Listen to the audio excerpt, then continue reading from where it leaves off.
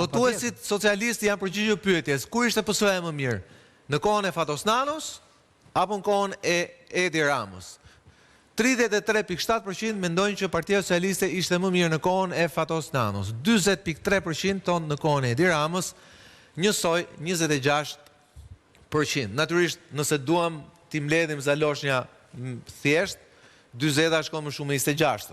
Po, ata njësoj duket që janë njerëz të cilët ju dhem zemra, si tu është në të dy ekradhe, se kanë darë do të shapin e sheqerit. Lami, 40.3% thonë më shumë mirë në kohën e Edi Ramës, po jo pak thonë që ka qenë më mirë në kohën e Fatos. Kjo reflekton, është reflektim mbi Fatos Nanon, apo është reflektim mbi aktualitetin sot në gjirin e Partisë Socialiste? Bashkën të dyja, nostalgjikët. Ja, tash ma e përgjigje se bashkë, pastaj duhet ma shpjegosh ku qëndron më shumë, se bashkë e diun që është, bashkë e gjitha, po ama janë të ndarë. Në terma, patjetër, po në terma sasior, Rama e ka të justifikuar preferencën sepse ka bilancë.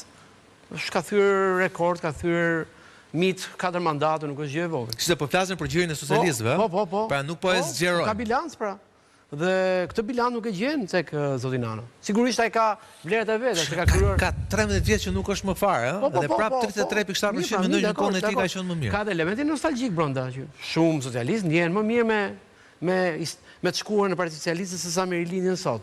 Ashtu siç ka të rinj që ndjen më mirë veten të përfaqësuar ke rilindje se sa të ke shkuar në Partinë Socialiste. Na ndihmo pak Zaloshnja mbi dhënat gjenealogjike të atyre që janë përgjithësisht.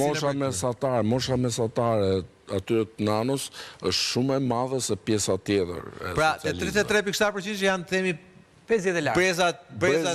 Brezi që e ka parë dhe ka jetuar kohën kur ka qeverisur Fatos Nano. Dhe tek 40.3% që? Edhe kjo është mosha më e vogël. Mosha më e 26% që? Edhe aty është moshë më e re. Pra, ata që thonë njësoj... Pra kisha drejt në kur thoja që 26 shko më shumë me 20. Ata që thonë njësoj është që, hej, ne mund nga pëlqej Edi Rama, po s'po e themi që nga pëlqen më shumë Edi Rama, edhe po themi njësoj. Që e interpretoj. Për mua që s'jam socialist, PS-ja e Nanos ka qenë më e bukur se PS-ja e Ramës. Po si ju sotin për shtet, më pa tjetër. PS-ja e Ramës, jo, kam në aspektin përfaqësor. PS-ja e Ramës është më efektive, pra është njësoj si Rama ka një ekip italian që i duhet rezultate, i luan në mbrojtje, bën golat, i duhen 3 pikëshët, kurse Nano mund të themi një ekip brazilian i cili bën spektakël, po ndoshta bëri spektakël, por ndoshta nuk synonte po eliminohet me penallti. Nuk synonte detyrimisht rezultatin. Pra, Partia Socialiste ka qenë më demokratike në kohën e Nanos, Partia Socialiste në kohën e Ramës është më disiplinuar, më rezultative, sepse ashtu e ka dhe hallin dhe me kundërshtarët. Kundërshtari nuk është në gjendje që ta përballoj.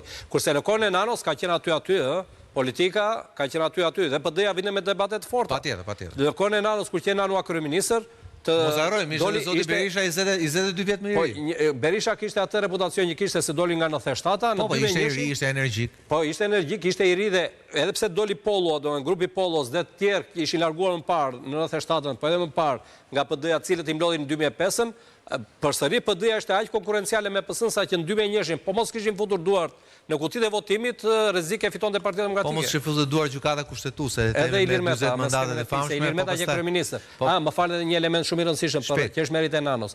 Nano është hera e parë në pluralizmin shqiptar që ri kryetar partie vet dhe kryeministër cakton dikë tjetër, pra delegon dikë tjetër. Okej.